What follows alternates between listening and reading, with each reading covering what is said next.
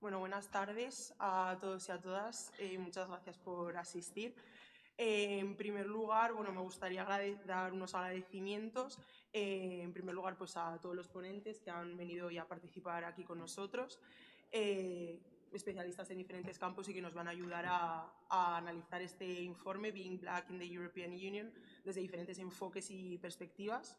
En segundo lugar, a la asociación Kwanza, pues por darme la oportunidad de moderar hoy esta mesa y por ayudarme a poder estar aquí hoy y a formarme cada vez más en la lucha antirracista aquí en España. En tercer lugar, a la institución Complutense por darnos este espacio a todos los estudiantes afrodescendientes, pues para tener una voz, para reivindicar las diferentes realidades que sufrimos las personas afrodescendientes, no solamente en nuestro sistema educativo y de enseñanza, sino también en nuestro día a día y nuestra vida más cotidiana. Por supuesto, como ya he dicho, pues a todos los asistentes por venir aquí a concienciaros y a aprender nuevas cosas acerca de pues, estudiantes afrodescendientes de la Complutense y todo lo que hacemos desde la asociación Kwanza. También quería agradecer personalmente a Astrid por ejercer hoy de traductora junto con, de Micaela Mogua, que está virtualmente con nosotros hoy, y también pues a Mariano Rosario hacer una mención especial pues por haberme guiado en todo este camino.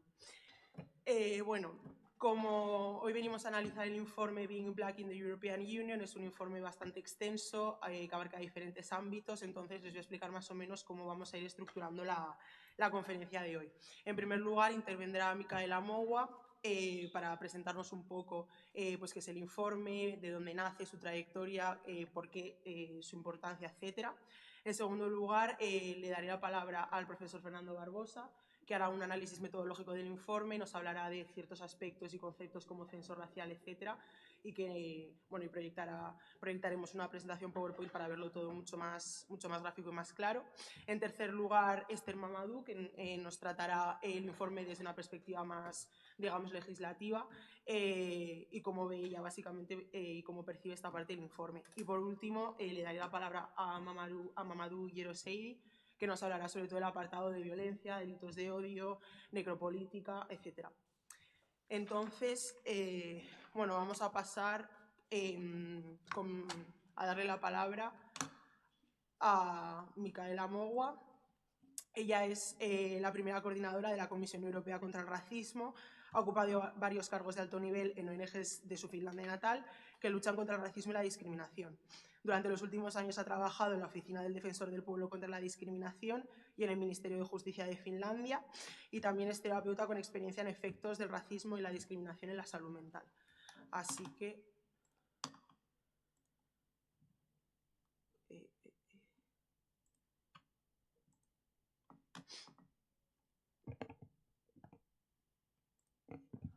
Hi, Micaela. Hello. Hello.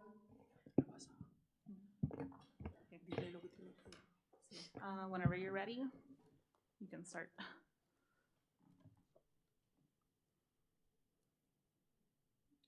We can't hear you. So you can hear me now? You can hear me okay? Mm-hmm. Perfect.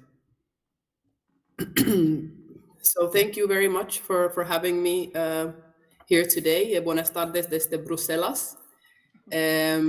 So my name is Micaela Moa, and I'm from the European Commission. I'm the European Commission's Anti-Racism Coordinator. Pues muchas gracias por tenerme aquí. Buenas tardes desde Bruselas. Soy Micaela Moa, soy la coordinadora de la Comisión de la Unión Europea contra el Racismo. So people of African descent in the EU are, as we know, facing significant racial discrimination, harassment, and violence.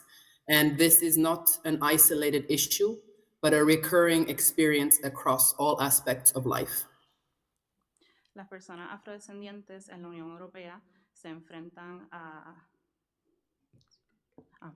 las personas afrodescendientes en la Unión Europea se enfrentan a violencia, discriminación y acoso violento. Esto no son casos aislados, sino que es un problema recurrente. So, people of African descent in the EU are, as we know, facing significant racial discrimination, harassment, and violence. And this is not an isolated issue, but a recurring experience across all aspects of life. And this situation has worsened over the years, with almost half of the people of African descent in the EU facing racism and discrimination in their daily lives. And this has been a rise since 2018. Okay.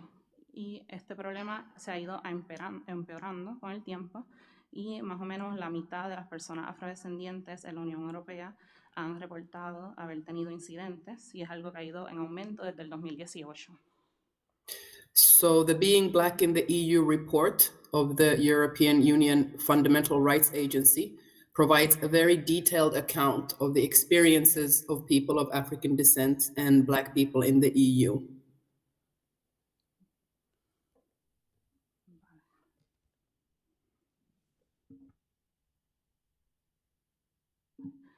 Can you repeat the last sentence? Yes. So the Being Black in the EU report provides a detailed account of the experiences of people of African descent and Black people in the EU, and it reveals many people of African descent are routinely met with unfair treatment and bias when seeking for jobs and homes. El informe sobre la discriminación de la Unión Europea provee testimonios detallados de las experiencias de personas afrodescendientes y negras que han experimentado problemas para conseguir vivienda. Vivienda y trabajo.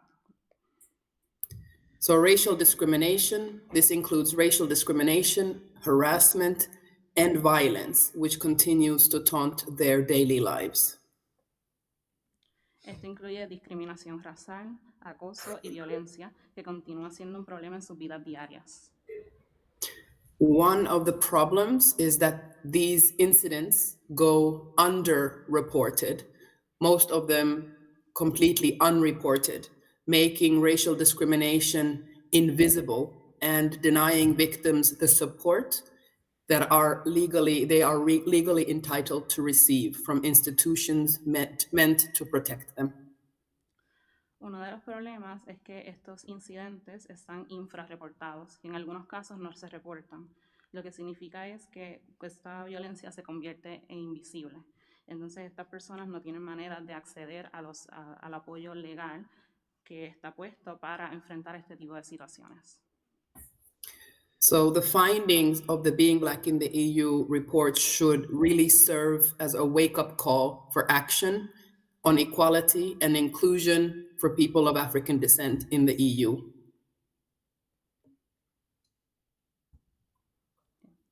Los encuentros del informe de la Unión Europea deberían servir como una llamada para despertarnos, para trabajar con la igualdad y la inclusión en la Unión Europea.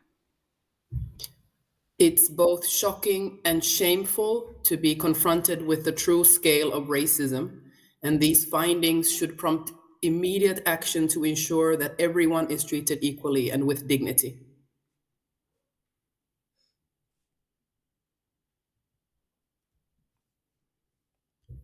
Can you repeat the last sentence? Yes. These findings should prompt immediate action to ensure that everyone is treated equally and with dignity. Es asombroso enfrentarse a los resultados del reporte de la Unión Europea y deberían venir acompañados de acción para enfrentarse a la discriminación. So the EU Anti-Racism Action Plan, which is a 5-year action plan from 2020 to 2025, is a positive step forward in addressing racism. And this is an action plan that serves to tackle both individual attitudes and behaviors, but also structural racism.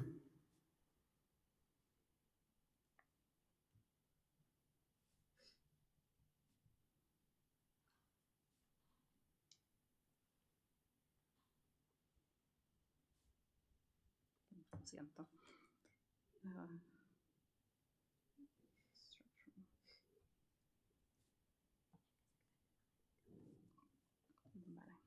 Bien.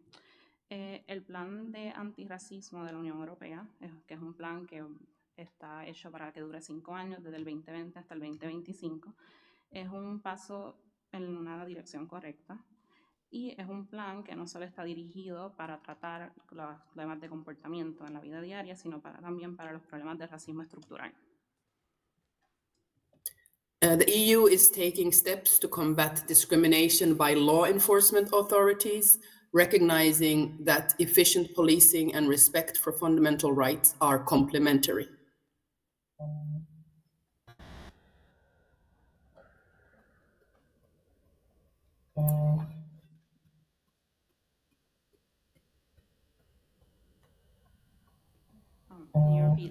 Can you repeat the last question? Yes, Sorry. the EU is taking steps to combat discrimination by law enforcement authorities, recognizing that efficient policing and respect for fundamental rights are complementary. La Unión Europea está tomando pasos para involucrar a las autoridades de refuerzo de la ley, reconociendo que las políticas legales son fundamentales para un complemento para respetar los derechos humanos.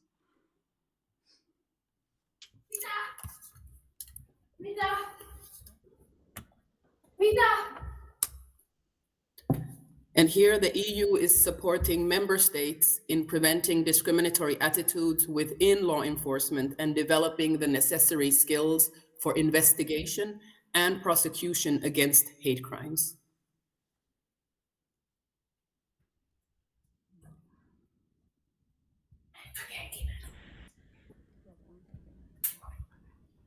Disculpa, I'm sorry, Micaela. Can you repeat again? I'm sorry.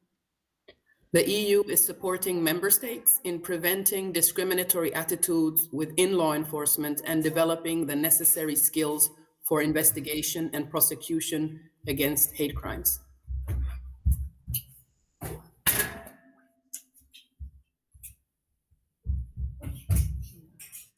La Unión Europea le está proveyendo apoyo a los Estados miembros de la Unión para llevar a cabo investigaciones y poder que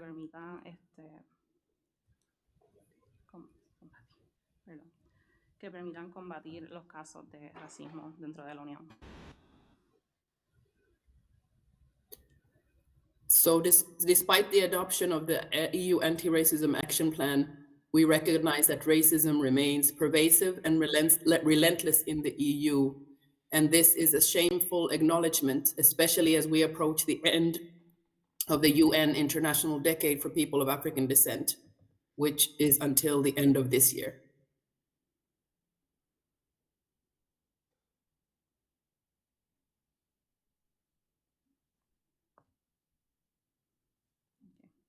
A pesar de que la Unión Europea ha adoptado el plan de antirracismo, reconocemos que esto es vergonzoso para la Unión, especialmente porque ya estamos llegando al final de la década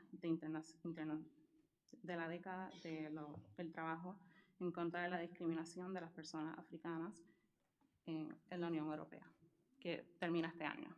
La década se cumple este año. And here we recognize that the collection of equality data is crucial. And we are pushing for member states to move towards the collection of data desegregated on the basis of racial or ethnic origin, to be able to capture both subjective experiences of discrimination, but also the structural aspects of racism and discrimination. Can you repeat the last part of the sentence? Sorry. The last part. We are encouraging member states to collect data, which is desegregated on the basis of racial or ethnic origin, in order to capture both the subjective experiences of discrimination, but also the structural aspects of racism and discrimination. Reconocemos que la colección de datos sobre la igualdad es crucial para movernos en esta dirección. También estamos alentando a los Estados miembros a que coleccionen data que está segregada de los orígenes étnicos de las personas. Y esto va a ser importante para combatir no solamente los orígenes de los sujetos de la discriminación, pero sino también los orígenes estructurales. And here, the European Union is committed to combating racism, and we recognize that there's still a long way to go to ensure that people of African descent are equal members of the EU with equal access to opportunities.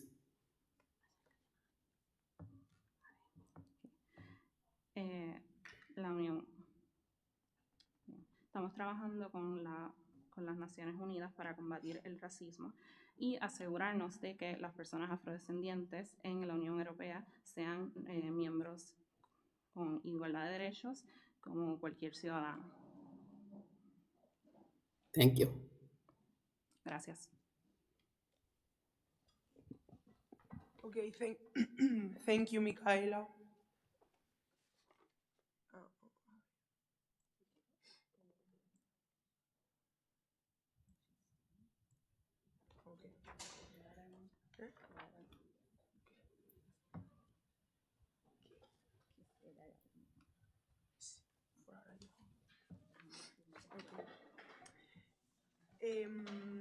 Bueno, después de la intervención de Micaela Mogua, que nos ha ofrecido un punto de vista bastante crítico acerca del Plan de Acción de la Unión Europea de 2020-2025, haciendo hincapié sobre todo en el racismo no solamente cotidiano, sino también el racismo estructural que hay que combatir, hacer hincapié a que este año es cuando termina el Decenio Afrodescendiente y que hay que seguir trabajando en políticas que combatan el racismo dentro de los países miembros de la Unión Europea, en recolectar datos que tengan en cuenta también los diferentes orígenes étnico-raciales de las personas afrodescendientes en la Unión Europea y sobre todo pues hacer hincapié en que todavía queda mucho camino por recorrer y que se tiene que seguir trabajando, ¿no?, en este aspecto.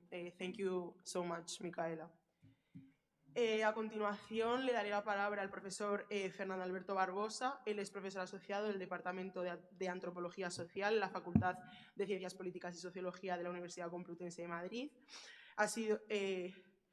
Imparte docencia en la titulación de Trabajo Social en la Facultad de Trabajo Social de la Universidad Complutense y también ha sido encargado de la docencia virtual de la asignatura Introducción a la Antropología Social en la Universidad de Mayores en abril y mayo del 2020.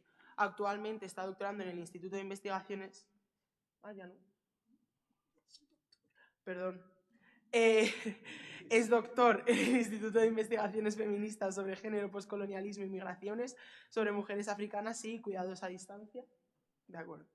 Y dentro de su trayectoria de investigación ha trabajado sobre políticas lingüísticas, postcolonialismo, cuestiones de raza y etnicidades y mestizaje en Portugal y en España. Y en los últimos años se ha venido especializando sobre la temática de la juventud en contextos migratorios, migraciones, interculturalidad y gestión de la diversidad. Vale. Y bueno, contamos con su participación para explicarnos el análisis, bueno, para aportarnos un análisis metodológico del informe y hablarnos pues de diferentes conceptos, como por ejemplo el censo racial, qué significa esto, etcétera. Así que, cuando quiera.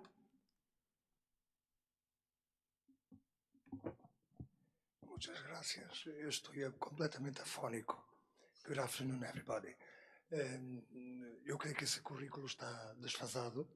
Ya me he doctorado, felizmente, en el año 2021. No soy profesor asociado. He abrazado la Casa Complutense. Está aquí la profesora Conceição Villanueva, que es garante de esa verdad académica. Y soy profesor ayudante doctor en el Departamento de Antropología. Bueno, un puesto reciente. Habrá que cambiar ese currículum, pero la culpa es mía, que no lo he hecho antes. Ok, vamos al trabajo. Lamento, estaba a punto de no venir. Como veis, estoy con una laringitis de foro nervioso y que tiene que ver con que perdí la voz en un momento importante. Pero eso es otra cosa. Vamos al grano. Being black in the UAE.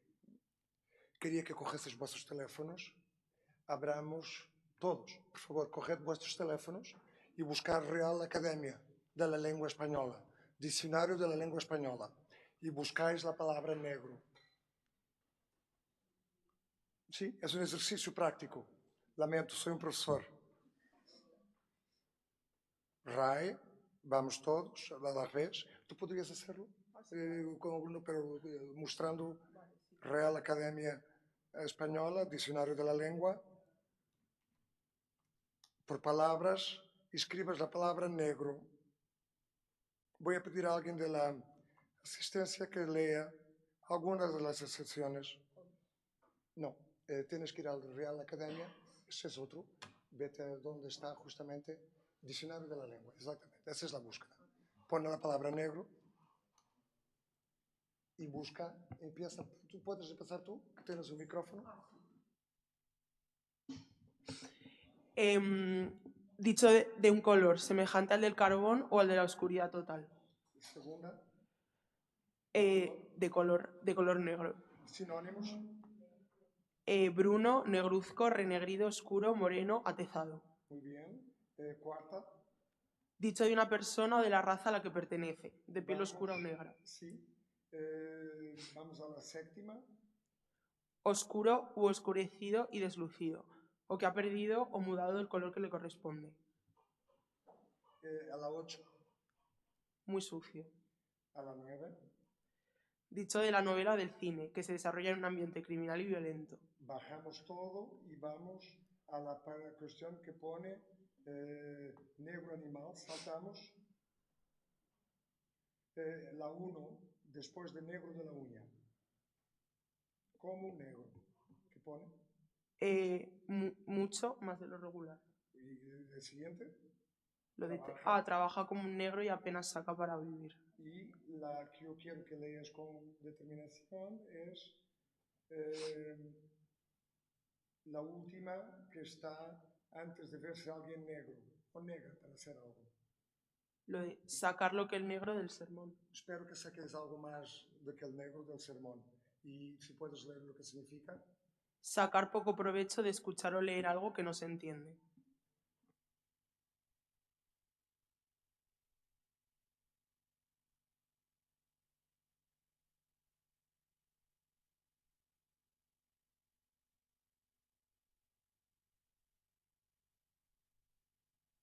Todas y a todos a pensar en qué términos partimos para hacer una reflexión sosegada. Con estas palabras también podría ser mujer. Cuidado.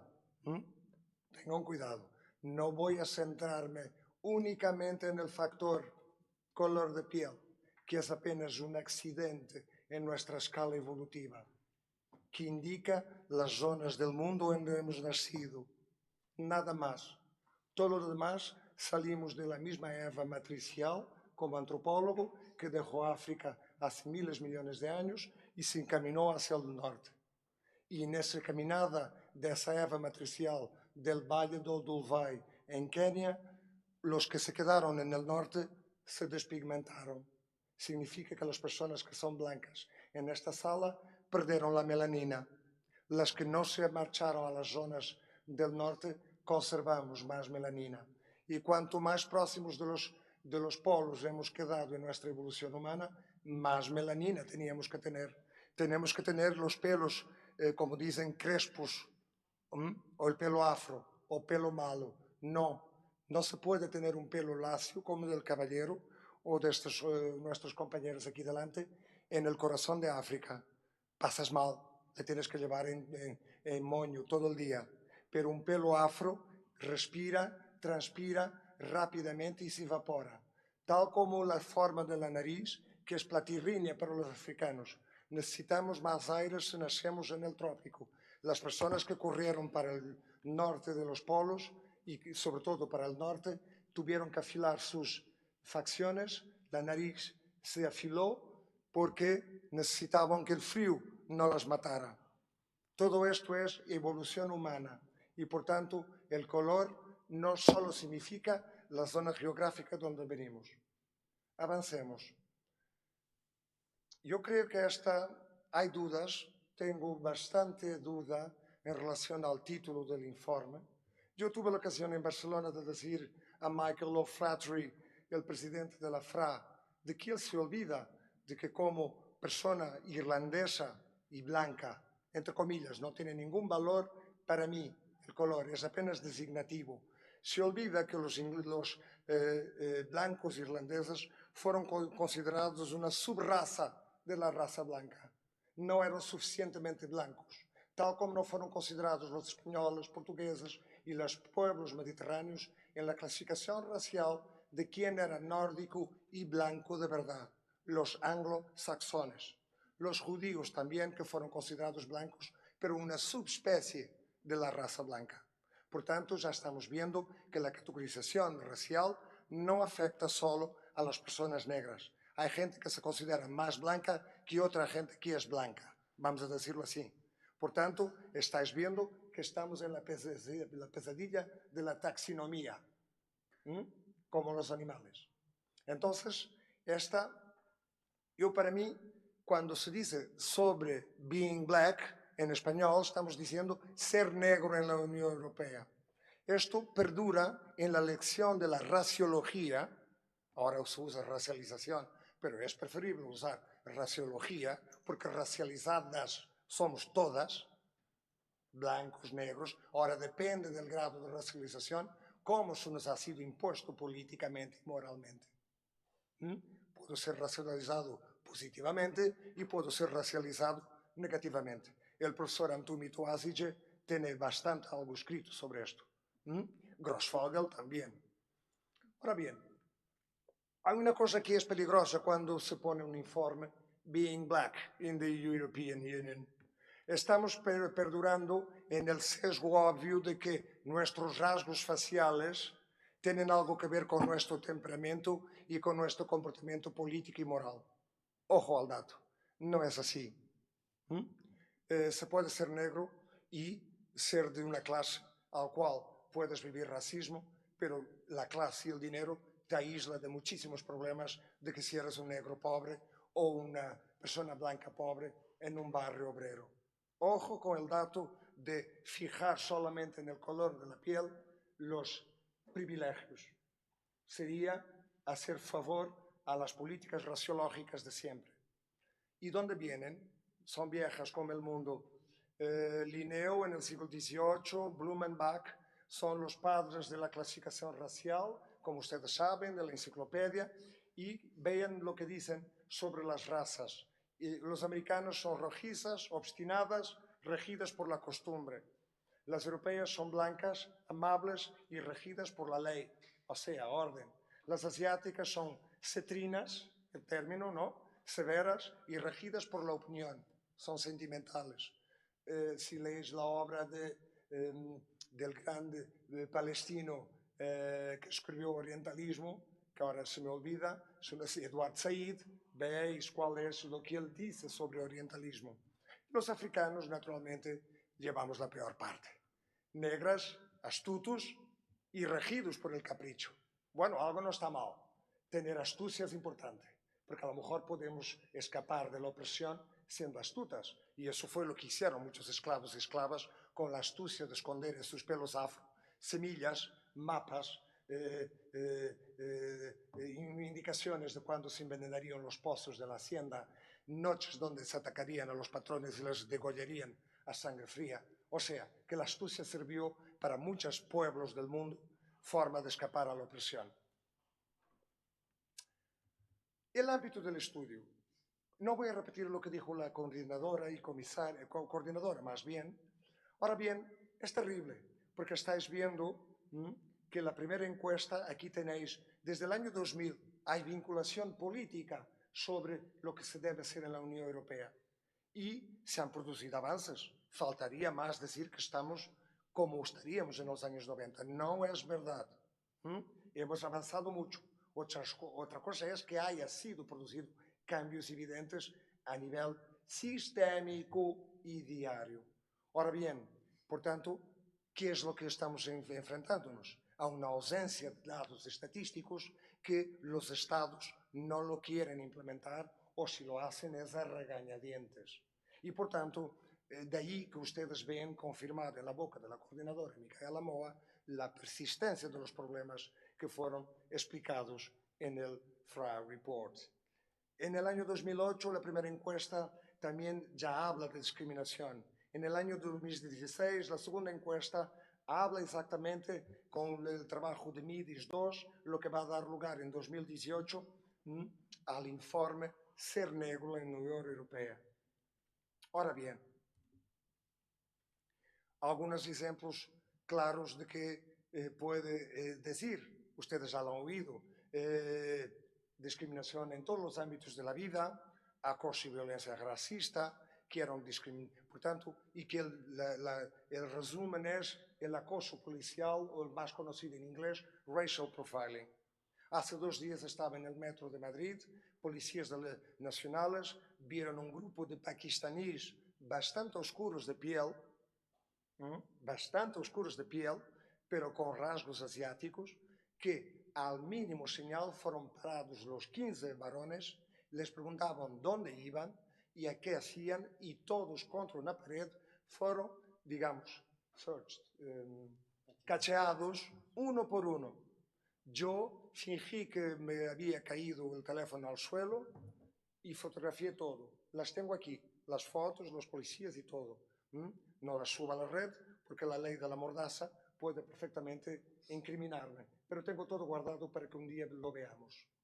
Constantemente hago teatro político y social para acercarme a las personas que son cacheadas y paradas, para decirles, sabes que tienes un número en el Ministerio de Igualdad donde puedes llamar si crees que fuiste indiscriminadamente cacheado. Hay un número, sabían de eso, ¿no? En las páginas del Ministerio de Igualdad, en la Dirección General. Esperemos que no la desmantelen, porque este es un tema, según lo que yo sé, fracturante. Después, ¿qué dice el report?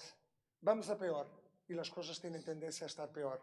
Ven que en 39% en 2016 se quejaba de que había discriminación con los afrodescendientes, y en el año 2022 45% se queja de estos 7 puntos más. Por tanto, ya hay protección jurídica. Ustedes saben que Rosalind Parker, esa mujer que fue discriminada en España, ganó una sentencia que sigue arrastrando en los tribunales porque consideran que la Constitución española da mano libre a un policía de pararte y preguntarte por causa de tu color de piel. Y por tanto, este caso fue sonado, como ustedes saben.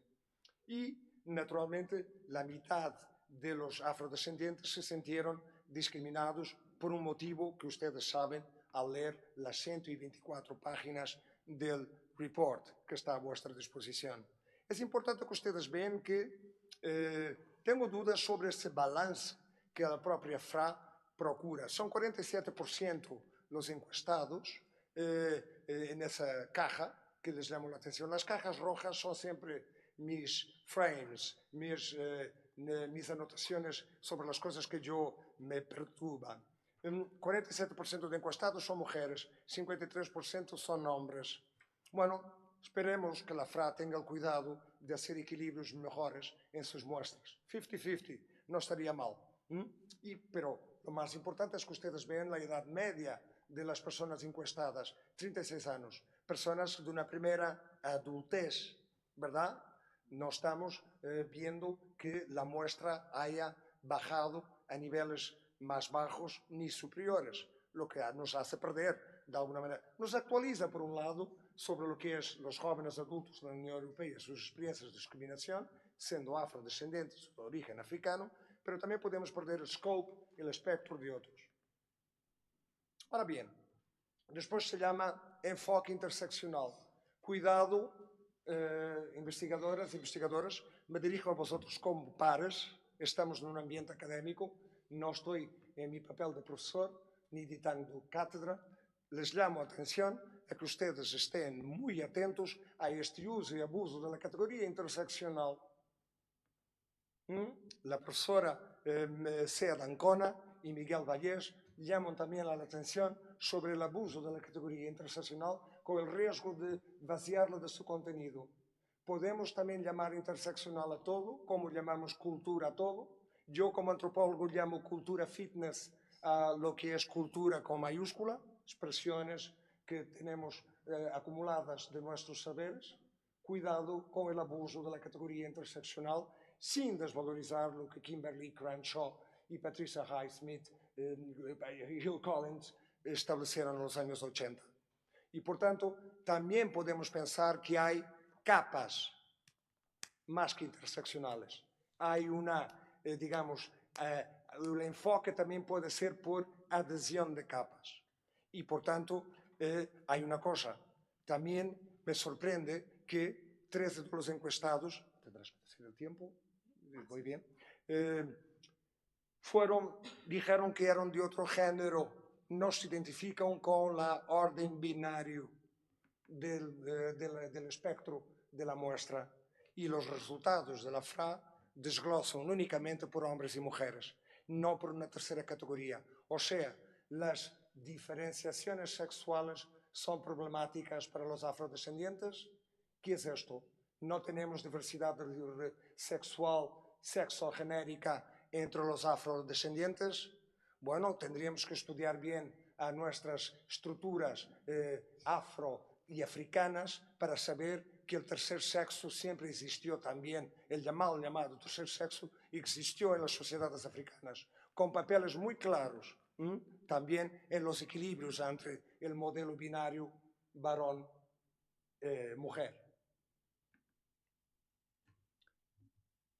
Memoria histórica, pero a la par pensando en lo que este report nos trae a colación. Marzo de 2022, el Consejo adopta luchas contra racismo y antisemitismo. No creo que debía ser importante separar el racismo del antisemitismo. El antisemitismo es una forma de racismo. Y separar es, de alguna manera, digamos, proteger, valorar de una manera distinta a lo que fue también el Holocausto para los pueblos negros. Sabían que murieron miles de africanos y de africanas negras alemanas durante el Holocausto. ¿Alguien celebra estas mismas víctimas con el mismo dolor que celebramos las víctimas judías, que también son tan víctimas como las demás, y sin que quitemos ni un ápice del sufrimiento que les fue infligido? Yo tengo un origen vagamente judío, siendo afrodescendiente. Por tanto, no os creáis que transportamos todo solo de una cosa. Somos muchas cosas a la vez. En marzo de 2022 sale y por tanto ustedes ya saben que se pide que se desarrolle una metodología común. Esta anotación es mía. Los judíos no fueron clasificados como blancos también, como una subespecie. ¿Cuál fue el resultado para ellos en relación a los nórdicos? Murieron entre 39 y 45 casi 11 millones de judíos, ¿verdad? Pero cuando Adolf Hitler llega al poder, los africanos y afrodescendientes alemanes que ustedes ven en las fotos de época son llevados a los campos de discriminación y son exterminados, esterilizados y quemados y sofocados en cámaras de gas, exactamente como los judíos. Y por tanto, no se sabe hasta ahora. Creo que tenéis suficiente juventud para empezar a levantar también en tesis doctorales, pidiendo becas para ir a Alemania y otros sitios para saber qué ha sido del Holocausto negro durante la época nazi. Resumen de la encuesta. No me voy a centrar mucho, pero solo para decir que, por tanto, lo que ustedes quieren aquí es la caja roja, la complejidad de nuestras experiencias como africanas, africanos y afrodescendientes, como cualquier otra persona, es mucho más compleja do que solamente nuestra apariencia física, de piel y de origen. Seguimos. Ser negro en la Unión Europea. Me centro en aspectos españoles solamente. Sabéis que en Conchabuica, ¿no? Cantante, flamenco, canta flamenco, el flamenco tiene una raíz negra. Francine Galvez, sabéis que también es, ¿verdad? Algunos sois muy jóvenes, pero sabéis quién es Francine Galvez, de la ex colonia española de Guinea, una presentadora de televisión que está retirada o se le dan programas de muy poca importancia, pues fue muy grande. Pero no es ahora. ¿Alguien sabía de Guillem Di Fada en Fac? El negro que cantaba en catalán, poeta, escritor, gran nombre de las letras catalanas que tuvo un reconocimiento internacional y que si cantamos el Mediterráneo y si Peggy Lee canta Forever, Guillem Denfach también estuvo en la misma cuerda que el gran creador catalán, que ahora no sale el nombre, quien canta Mediterráneo, y el escritor y cantautor. Soy el Mediterráneo. ¿Quién es el autor de esta? Serrat, exactamente. Denfach es de la misma cuerda que Serrat y otros grandes cantautores de las letras catalanas. Y se decía el negro que canta el negre que canta en catalán. Pero si vais a ver la obra de Guillem Yad Denfach, es absolutamente extraordinario. ¿Y quién se acuerda de Roxana Dupré? No estaríais nacidos totalmente, parte de los que estáis aquí. En los años 70 es la primera presentadora negra de la televisión española. ¿Quién sabe de Roxana Dupré? No sé si está viva. Denfach murió, pero su hijo y su familia continúa viva con su legado. Resumen, para mí nombrar este informe ser negro perpetúa la identificación de la blanquitud, ser blanco como una expresión como ser negro, con la Europa que excluye el legado y nuestra presencia en este territorio de siglos. No llegamos ayer en barcas ni en pateras, llevamos aquí siglos en la historia de España. Y eso es lo que falta en la educación, levantar la memoria de la presencia africana y afrodescendiente para que la generación de españoles reconozca que también hubo Juan Latino, la princesa Chicava, miles que Antonio, que en este momento Antubi Tuazige sacó en la memoria negra, una pequeña obra que acaba de refrescarnos. El peligro del uso de la raza. Cuando usamos la categoría raza, color de piel, ser negro en la Unión Europea, estamos ocultando la conciencia de clase y las experiencias individuales que tenemos. Y por tanto no es solo la identidad racial que nos define, que es un constructo social que se reduce solamente a mi apariencia. Soy mestizo, tal, tengo un color así y asá. Y por tanto, si solo hablas de esto y solo pretendes ver esto en mí, no quieres, digamos, incluirme en los discursos sobre la clase. Y esto es lo que yo llamaba la pesadilla taxonómica, la raza como un proxy, una procuración, un mandato para la división de clases. ¿Quién es la clase trabajadora y las clases empobrecidas de Europa? Los africanos y africanas, negros y afrodescendientes, asiáticos, muchas poblaciones no blancas y muchos blancos pobres, sin instrucción, de barrios pobres, también son los negros de Europa. Y por tanto, si bien que debo hacer una salvaguarda a la derecha, el informe dice que no comulga del término origen racial. Esto está en las páginas del informe, está sacado del informe. Ojo, usa por una cuestión, pero yo contrapongo al uso. La FRA tenía que ser mucho más explícita políticamente en decir que no iba a utilizarlo, pero lo utiliza por razones, digamos, de credo, digamos, operativo, diría así. Y con esto dejaría aquí para no forzar la voz y estaría dispuesta a responder a vuestras preguntas. Muchas gracias.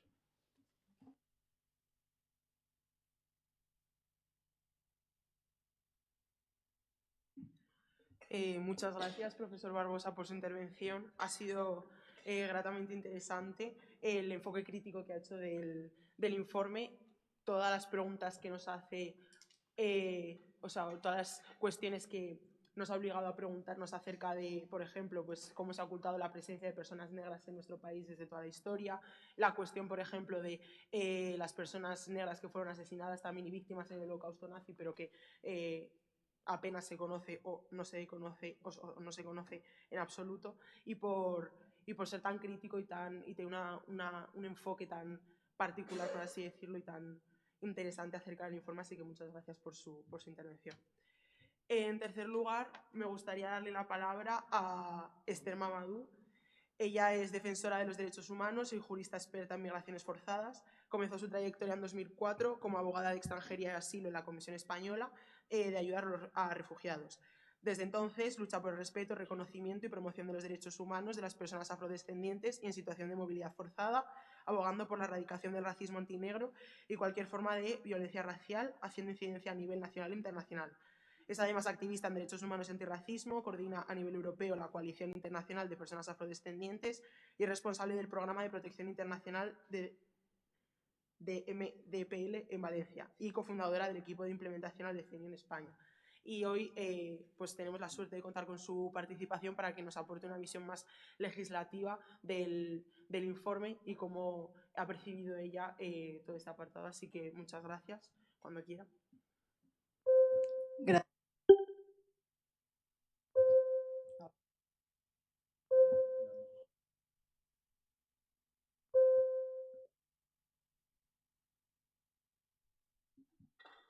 No sé qué. Ahora sí. Ahora sí, ya no lo toco más. Bueno, muchísimas gracias. Gracias a CONSA por la invitación. Gracias a la universidad por apoyarles en este evento. Y gracias a todas las personas que estáis aquí por estar aquí esta tarde, que creo que sois las personas más interesadas y creo que personas con un interés que me parece muy relevante para lo que está sucediendo en Europa. Quiero agradecer la ponencia de Fernando también. Bueno, yo soy jurista, yo soy abogada de derechos humanos y llevo bastante tiempo trabajando en el antirracismo. De hecho, en la primera versión del informe, que se llama también Being Black in the EU, que se presentó en 2019, yo participé con FRA, tanto en la elaboración como en la promoción del informe, porque además fue una ocasión en que por primera vez había datos que recogían las experiencias de las personas afrodescendientes, yo voy a utilizar el término afrodescendiente, en Europa. Entonces, cuando vi el informe, pues para mí es como un update de lo que ya se hizo en el 2018 y bueno, yo estoy a favor de que se tienen que recoger datos desagregados por origen ético-racial, porque estos datos son es lo que nos permite hacer incidencia, ir a los ministerios y a los gobiernos y a los mecanismos de derechos humanos, tanto de la Unión Europea como de Naciones Unidas o sociedad civil, decir, bueno, esto está pasando, ¿no? Porque parece que tenemos que convencer siempre a la parte institucional de que hay un problema que es sistémico, yo diría más bien estructural, y que está pasando. Entonces, estoy a favor de que se recojan datos, pero para mí, cuando recibo datos y leo datos, me da un poco de pereza. Y me da pereza, uno, porque no aprendo nada nuevo, aparte que me actualizo. Digo, mira, pues han aumentado los datos de racismo, seguimos teniendo perfilamiento racial, seguimos teniendo, bueno, pues discriminación en el acceso al empleo, a la vivienda. O sea, para mí no hay ninguna novedad. Y creo que para las personas afrodescendientes, africanas, que han sido racializadas, que viven estas experiencias, tampoco. Entonces, me genera cierta pereza y pienso que igual las estrategias, y yo creo que tenemos muchísimos datos, si no tenemos datos a nivel nacional, los tenemos a nivel europeo, a nivel internacional, yo creo que es el momento de cambiar un poco las estrategias y de hacer algo diferente. Y ahora pasaré a este punto. Aparte de que recoge datos que nos escandalizan una y otra vez, porque cuando una lee el informe dice, pues ha aumentado el racismo, el acoso de 33 a 45%, o el perfilamiento racial de 25 a 35, o si antes era un 30% las personas que sufrían el racismo, ahora es un 45%, o que está muy bien. Y aparte, el informe recoge también toda la legislación aplicable que hay en la Unión Europea. Pero yo, bueno, esto lo voy a pasar para que le echéis un vistazo. El informe se basa en las experiencias de las personas afro y hace determinadas preguntas según el tipo de discriminación, ¿vale? Para que las personas determinen si haya habido un tipo de discriminación o un tipo de delito cometidas contra ellas. Si os vais a este protocolo, que es nuestro Ministerio del Interior, hay un listado de todas las infracciones o delitos, es decir, infracciones a nivel administrativo o delitos a nivel penal, que tienen que ver con la discriminación étnico-racial o el racismo. Lo voy a pasar, pero que lo echéis un vistazo, porque es es muy ilustrativo, están todos los tipos de delitos, porque decimos, no, es que el delito de discriminación no existe. Sí existe porque está aquí, está recogido. Hay un montón de infracciones, tanto penales como administrativas, que se pueden ver aquí. Pero luego, lo más interesante es…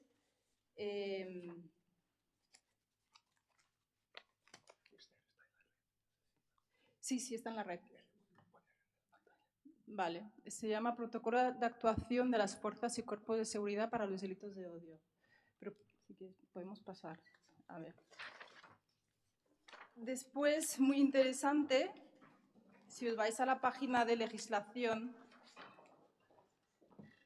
tenemos 2 páginas de legislación, 2 páginas. Es decir, tenemos legislación antirracista, antidiscriminatoria desde 1961 y convenios, protocolos, distintas leyes orgánicas, reglamentos, hasta, pues yo diría, hasta la última directiva, que son las 2 directivas de la Unión Europea con las que estamos trabajando en este informe, ¿no? Está aquí. Entonces, el problema, después de leer el informe y hacer un update sobre los datos, después de revisar que los delitos, tanto a nivel administrativo como a nivel penal, están recogidos, después de ver que tenemos 2 páginas de un montón de legislación, esto es a nivel nacional e internacional, es decir, tenemos todas las herramientas, tenemos los datos, tenemos las experiencias, tenemos todas las herramientas para saber ya lo que está pasando y saber cómo abordarlo. Entonces, ¿cuál es la problemática? ¿Qué es lo que no hace, en mi opinión y según mi experiencia en el activismo, qué es lo que no hace un informe o una ley en particular, si lo podemos ver ahí? Lo que creo que no hace es cuestionar el paradigma de dominación. Es decir, estas experiencias están pasando porque se dan ciertas manifestaciones de racismo, ¿vale? No hablo del racismo como sistema. Aquí se habla de manifestaciones concretas de racismo a lo largo del día. Está muy bien, pero ¿por qué tenemos estas manifestaciones de racismo que se abordan con esta legislación y sigue pasando, como comenta Micaela o como comenta Fernando? Porque es un tema estructural, es un sistema que está basado en una ideología y esta ideología promueve la superioridad de un fenotipo racial frente a otros fenotipos raciales que son más oscuros o menos claros, depende de la perspectiva según la que se mire, ¿vale? Entonces, desde ese sistema se implantan unas políticas, un tipo de legislación, una perspectiva que se puede ver hasta ahora mismo estamos viendo en el derecho internacional, ¿no? Como en la cuestión de Israel y Palestina, como Israel está totalmente ignorando el derecho internacional y como los demás países de la comunidad internacional que han creado ese derecho internacional están dejando que Israel sea la excepción al derecho internacional. Todo esto viene porque hay un paradigma de dominación y hay un sistema que oprime a ciertas personas frente a otras personas. Dentro de ese sistema se dan experiencias concretas de racismo. Y estas experiencias concretas de racismo, por mucho que tengamos esta lista de normas, convenios, tratados, leyes orgánicas, protocolos, las experiencias se siguen repitiendo una y otra vez. Entonces, ¿por qué en el informe vemos, por ejemplo, que la gente no denuncia? ¿Por qué vamos a denunciar? Si al denunciar, uno, hay que convencer a la policía de que esta experiencia que está aquí existe.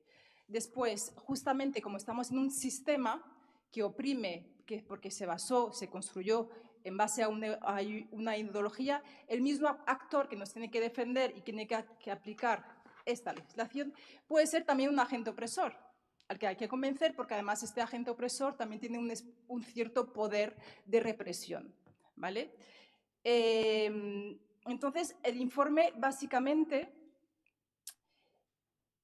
para mí es muy ilustrativo en materia de datos, está bien porque nos vuelve a poner un poco en situación, nos actualiza, pero creo que para mí se queda corto en abordar la cuestión de que es algo estructural y sistémico. Cuando se habla del perfilamiento racial, una parte del informe dice, bueno, las personas X número de personas dicen haber sufrido experiencias de perfilamiento racial en el último año de 3 a 6 veces. Sí, lo sabemos, pero mientras que el informe recoge el perfilamiento racial que ejerce la policía sobre las poblaciones que hemos sido racializadas, negras, personas que parecen árabes, personas que llevan signos religiosos, porque además hay un tema también de islamofobia, personas migrantes porque se percibe la negritud como la migración. Mientras esto sucede, al mismo tiempo, en la Unión Europea se ha votado a favor de un pacto europeo de migraciones y asilo. ¿Qué incluye este pacto? Una nueva directiva que se llama la Directiva de Screening. Esta directiva permitirá comprobar el estatus migratorio de las personas, tanto en frontera como en territorio.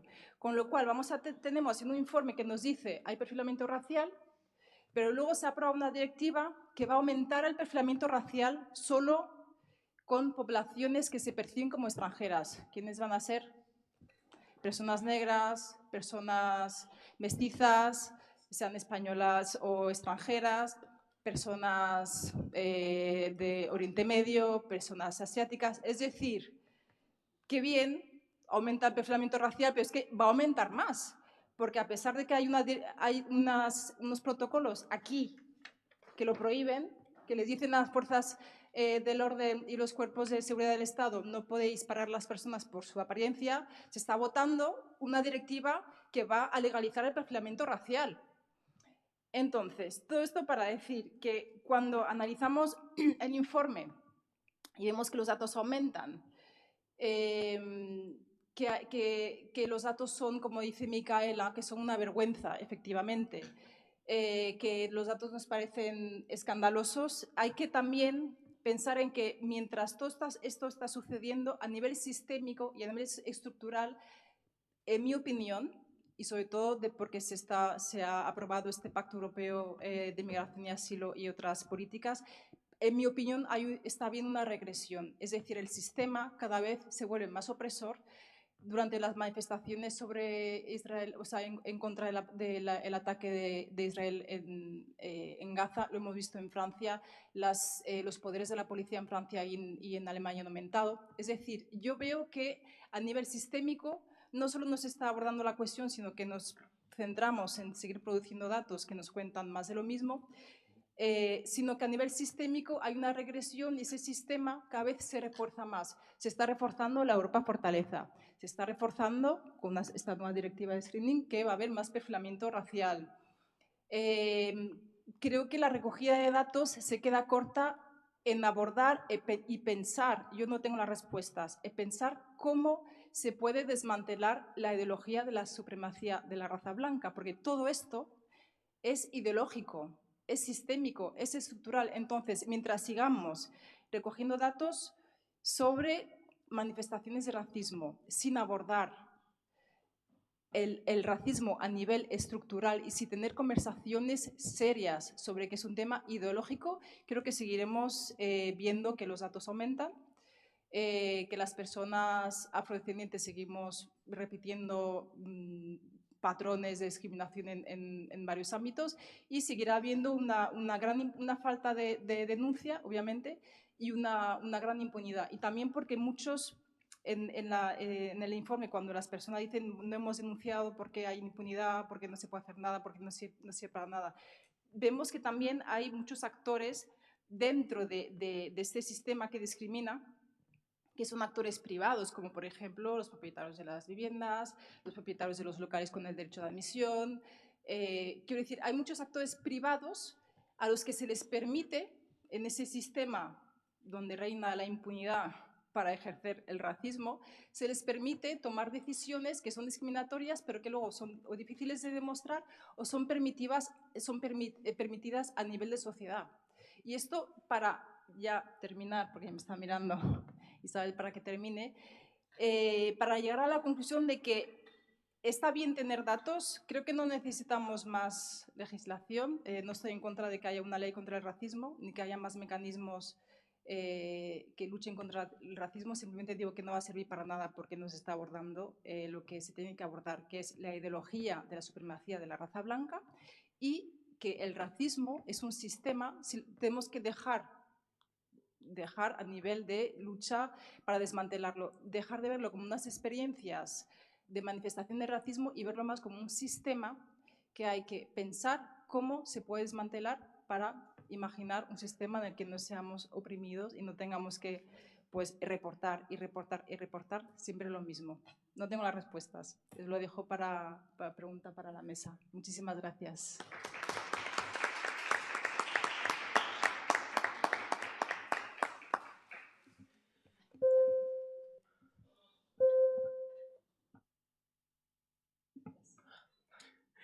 Muchas gracias, Esther, por tu intervención. Ha sido muy interesante, sobre todo la reflexión de ver el racismo como no solamente experiencias cotidianas, experiencias individuales, sino como un fenómeno estructural y sistémico, como bien has dicho, que hay que reflexionar a nivel de cómo desmantelar esa ideología que sigue manteniendo esa supremacía del fenotipo blanco y ir más allá de simplemente pues exponer datos que nos siguen diciendo más de lo mismo, y es que evidentemente sigue habiendo racismo en el acceso a la vivienda, en el acceso al trabajo, etc. Así que muchas gracias, ha sido muy, muy, muy interesante. Y bueno, ya por último, le voy a conceder la palabra a Mamadou Yeroseidi, que es estudiante de Ciencias Políticas, panafricanista y activista, y va a tratar el apartado titulado Harassment and Violence, centrado pues en la violencia o las experiencias racistas que podemos vivir las personas afrodescendientes, delitos de odio. Se va a centrar mayoritariamente en el tema de la necropolítica, políticas migratorias probablemente, que es un tema en el que él está bastante puesto e interesado. Así que cuando quieras, Mamadou, muchas gracias. Pues bueno, antes me he asustado porque has dicho, ella se llama también Mamadou de apellido, y has dicho Mamadou y has dicho, se va a encargar de la parte jurídica. Digo, bueno, digo primera noticia. Poco tengo que decir o mucho, porque mientras yo iba leyendo el informe, me pasaba creo que lo mismo que nos ha pasado un poquito los tres, ¿no? Que era una agrupación de datos muy interesantes, pero con falta de contenido y un contexto bastante elevado para entender esos datos, ¿no? Al final, los datos son útiles porque hablan de situaciones concretas, y abordar situaciones concretas es lo que nos ayuda a una solución general de un problema que se presenta de diferentes formas, ¿no? Pero la introducción que han hecho aquí nuestras compañeras es la introducción que le falta al informe, ¿no? Entender el racismo desde donde es lo que es el racismo, que es un problema generalizado que abarca todas las partes del sistema y de nuestras relaciones sociales. Cuando leía el apartado de violencia y la apartada de perfilación étnico-racial, me pasaba que decías que leer nada más este apartado, concentrarme únicamente en este apartado sin entender qué dice todo el informe, no me acaba de explicar gran cosa, ¿no? Pero una de las cosas que me parecía muy interesante en el apartado de violencia y perfilación racial era en las zonas, que no decía en qué zonas eran paradas las personas, ¿no? Porque en los años que llevo ya en el activismo, y que ya llevo, siempre digo que llevo poco, pero miro para atrás y digo, intenso, ya llevo 4 años yendo a las asociaciones, participando de forma activa, hay zonas muy concretas donde la perfilación racial está muy marcada. Y hay una cosa que explica Achille Mbembe, que en el momento que lo leí, lo magnífico que tenía el libro de Necropolítica, es que mientras iba leyendo Necropolítica, iba viendo en las palabras de Achille Mbembe situaciones reales y cotidianas del día a día, dentro de su análisis metodológico. Y hay una cosa que que él llama en un momento determinado la fragmentación territorial interna. Cuando leí la explicación de la fragmentación territorial interna, el apunte de al lado que puse fue lavapiés. Porque Mbembe explica cómo dentro de las propias fronteras del Estado-nación, dentro de las propias naciones, para poder perpetuar el sistema racista de forma marcada sobre esos sujetos que tienen marcadores fenotípicos que son identificables, se realiza esa fragmentación interna. Cuando tú vas al lavapiés, lo más llamativo no es el nivel de delincuencia, sino la presencia policial. Y la presencia policial, de forma muy marcada, ya indica ciertos factores de riesgo que se identifican con esa población o ese espacio donde habitan esos sujetos. Y eso es algo que pasamos muy por encima y que son cosas que yo he echado de menos en este informe, porque no únicamente pasa en Lavapiés. Yo el año pasado estuve todo el año en París. en los barrios donde la presencia policial, o sea, la militarización que se da en los barrios, como puede ser, por ejemplo, en París, en Pantin, son de mayoritariamente, bueno, mayoritariamente no, casi totalizada de personas migrantes con facciones muy marcadas. Y te sientes más inseguro por la propia presencia policial que por lo que pueda ocurrir realmente en ese barrio. Y eso no es un aspecto casual, es un aspecto realmente que utilizan los estados-nación para determinar, porque encima de esos barrios, y lo ha dicho, y una cosa que he echado, bueno, que he echado de menos, no, que digo, es que sin esto poco vamos a entender, es que se habla de perspectiva interna e interseccional, pero en ningún momento se hace referencia seguramente a la más afectada, que es la clase. O sea, lo ha dicho el profesor Barbosa. O sea, en la propia apartado de perspectiva interseccional no se menciona la clase.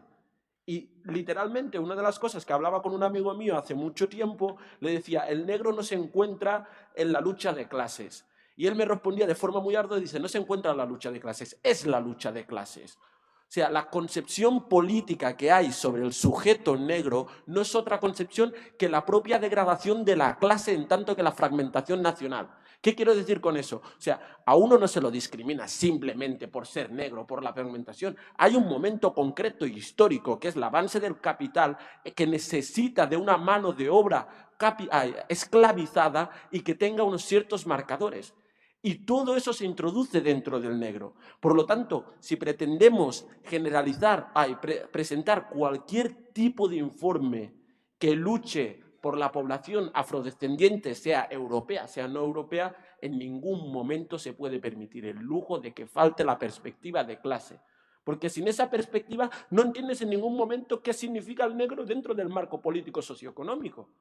Entonces, la presentación de este tipo de informes que nos abordan con datos muy concretos, realidades muy concretas, lo que les sigue faltando, y lo han dicho aquí las compañeras, es una comprensión real de qué es el racismo. Y sobre todo en una época creo muy moderna, ¿no? Yo lo que hablo con muchas compañeras mías y muchos de mis compañeros en los diferentes espacios es que me da la sensación a medida que voy leyendo que tanto los movimientos antirracistas como los movimientos afrodescendientes se han desvirtuado de su contenido. O sea, de su contenido, y es que tú miras, por ejemplo, si tú te paras en la época histórica más reciente, donde más ha triunfado la lucha afrodescendiente, son en las supuestas descolonizaciones que se dan en el continente africano y posteriormente con la eliminación de sistemas como apartheid o discriminación racial en los Estados Unidos de América. Todos ellos comparten una cosa muy clave, y es que en su origen está la ruptura con el sistema capital, pero porque en su propio análisis entienden que el negro surge en un momento concreto donde el capital necesita esa relación entre las personas que generan la producción. Entonces, no podemos pretender en ningún momento generar informes o movimientos emancipatorios que realmente tengan ese carácter sin volver a retomar ese discurso. Porque justamente lo que nos mantiene de forma genérica y que representa y que se manifieste, porque el antisemitismo, y como se ha dicho aquí, o cualquier otro tipo de discriminación que tenga que ver, es una muestra del racismo. En tanto, el antisemitismo no existe sin el racismo. O sea, el genocidio que se da en la Alemania nazi, el primer genocidio del siglo XX se da en Namibia. Y lo prospera en Alemania, y lo genera la propia Alemania. O sea, todo lo que se da en la Segunda Guerra Mundial, todo lo que se prueba en la Segunda Guerra Mundial que nos deshumaniza tanto, ya se había dado en el continente africano. Entonces, si no somos capaces de entender esa parte nuestra de nuestra historia, y cuando digo nuestra historia no hago referencia a la población afrodescendiente, hago referencia a la población mundial. La historia de la población negra es la historia del mundo también.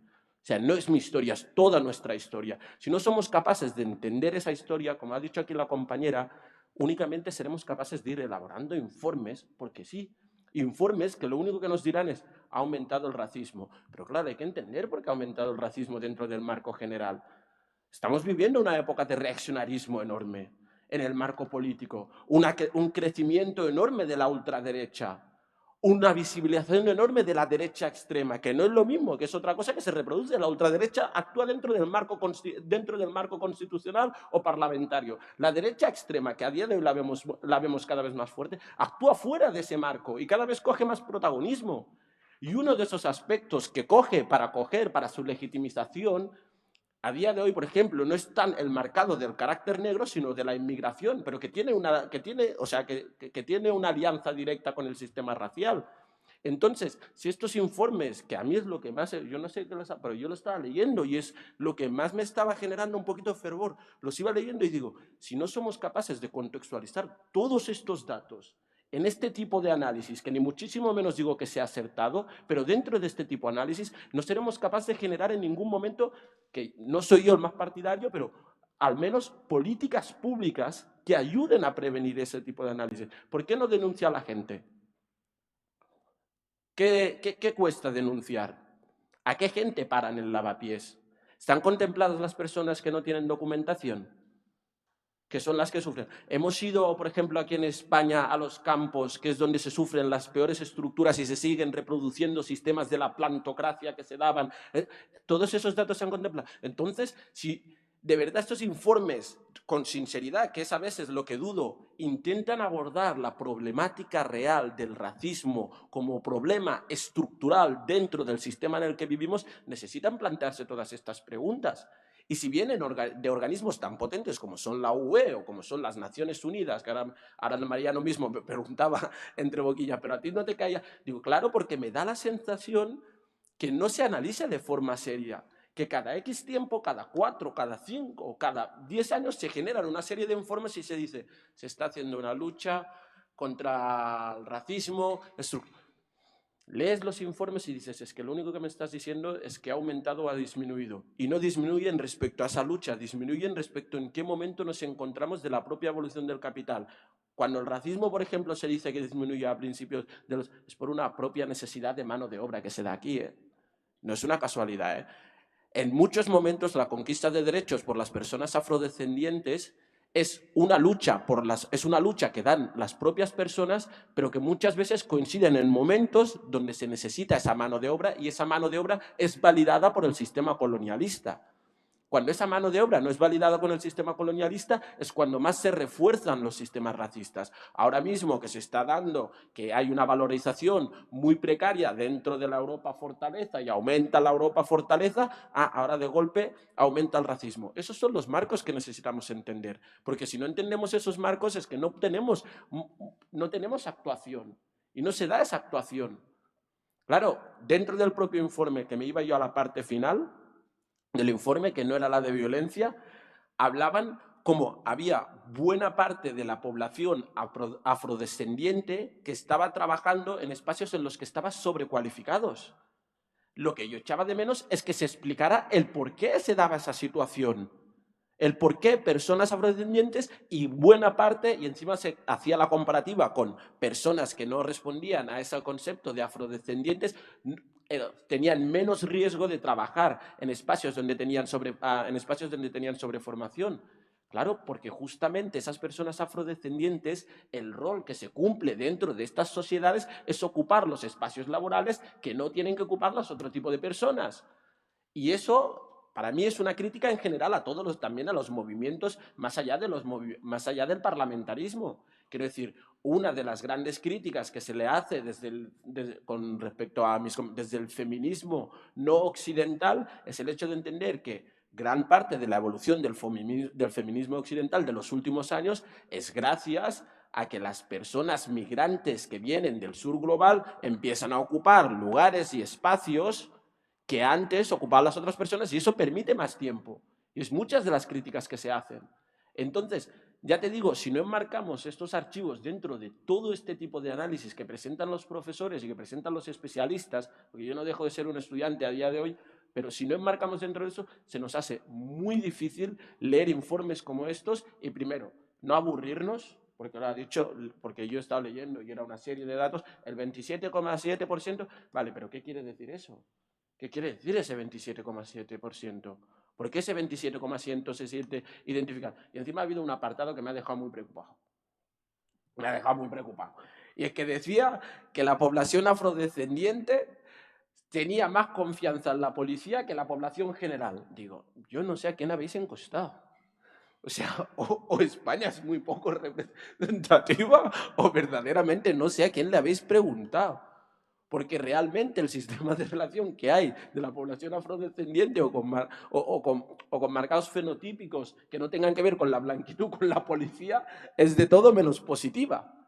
Entonces, me da la sensación que estos informes, y a lo mejor suena, pero me da la sensación que estos informes, de la misma forma que a veces hablamos de tokenización de algunos individuos, estos informes muchas veces lo único que hacen es decir, bueno, la Unión Europea está intentando hacer que la población afrodescendiente, pero lo mismo la compañera que ha dicho, ¿cómo elaboras, por ejemplo, yo pongo el ejemplo, un informe para entender el racismo sistémico que se está viviendo en España, que se está viviendo en la Unión Europea y que se luche contra ello, y hace nada apruebas una ley de asilo e inmigración que va en contra en total de los derechos humanos?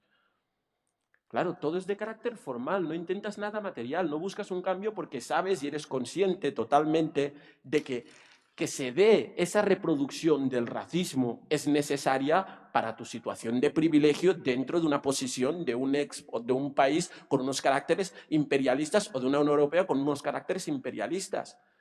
Y aquí me quedo, porque podríamos estar aquí todo el día, pero creo que con esto ya he dicho lo que tenía que decir, al menos mínimamente. Muchas gracias.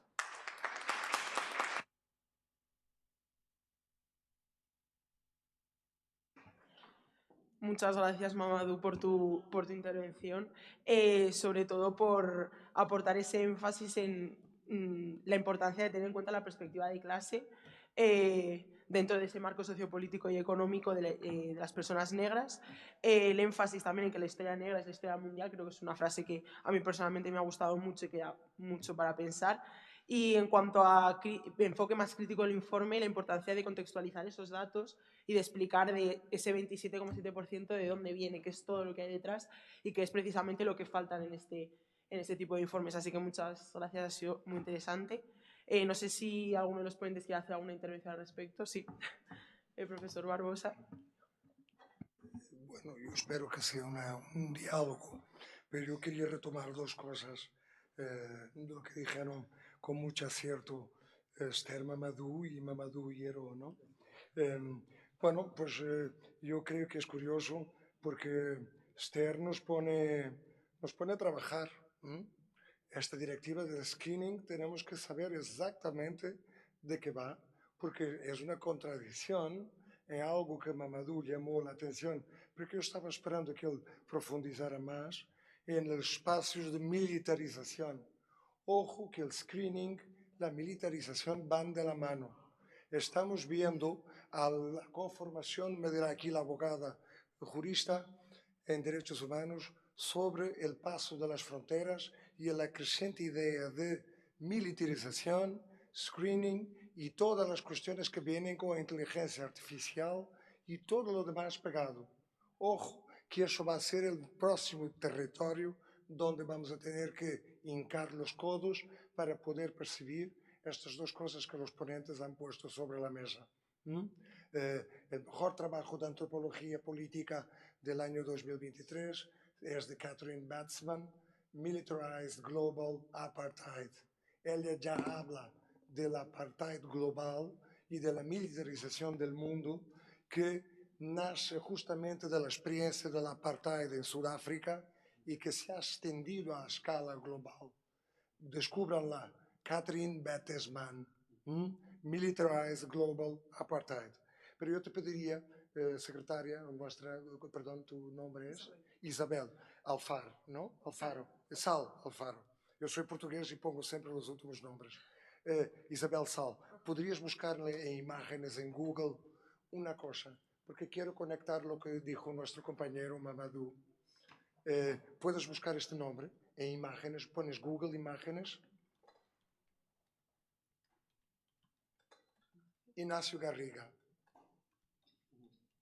Vaz da Conceição, y pones imágenes. Vaz, que es de Conceição, es un nombre de origen portugués. Pincha sobre su imagen. Pincha sobre una imagen que veamos el caballero, de todo. Exactamente. Ahí está. ¿Sabéis quién es este señor, verdad? ¿Qué es? ¿Podéis contestar? Es el segundo después de Abascal. Él dice que no es el negro de Vox, cuidado. Ese es Ndongo, Bertrand Ndongo.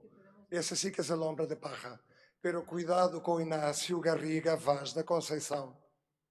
Es nascido de la familia después de la élite más rica de Guinea Ecuatorial. Su madre es una de las mujeres más ricas de Guinea Ecuatorial. Su fortuna viene del cacao que comemos todos los días que son vendidos en Londres para el fondo Cadbury. Los Vaz da Conceição eran títulos aristocráticos, cuidado que também hubo mestiços aristócratas dentro do Império Português, marquesados, condados, ducados en las colonias.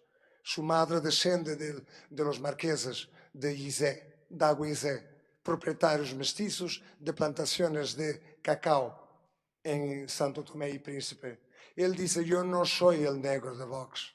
Él fue educado en Castelldefels. No, Castelldefels no, la zona más cara de Cataluña, donde tenía Iñaki Urdangarín y el rey, y donde tenía el chalet, los Urdangarín Borbón, es de esa zona, donde vive los March, la gente más rica de Cataluña. Él es uno de ellos. Su color no importa rigurosamente nada. El otro aspecto que tenía que ver con esta idea era de que no pensemos entonces que estas luchas, si no son enmarcadas en una idea que claramente han traído en supremacías instituidas y ideas de continuidad, no vamos a ningún lado. Muchas gracias, profesor Barbosa. Ahora, si los ponentes no tienen nada más que decir, podríamos pasar al turno de preguntas. Si alguien quiere preguntar algo o tiene alguna duda. Mariano. Menos mal que se está grabando todo, porque yo creo que aquí se ha dicho mucho. Quería preguntar, porque claro, sobre el tema del censo racial, yo le he seguido un poco la pista y lo intentaron implementar en Portugal. Esta pregunta va para los tres en general, porque creo que los tres tenéis respuestas interesantes. Y las limitaciones que ofreció fueron tanto constitucionales en el caso portugués como por la Ley de Protección de Datos Europea. Entonces, quería saber, más allá que en España, es verdad que en el CIS ni se la han planteado, pero ¿qué limitaciones tenemos a día de hoy? ¿Son las mismas y en qué marco nos movemos?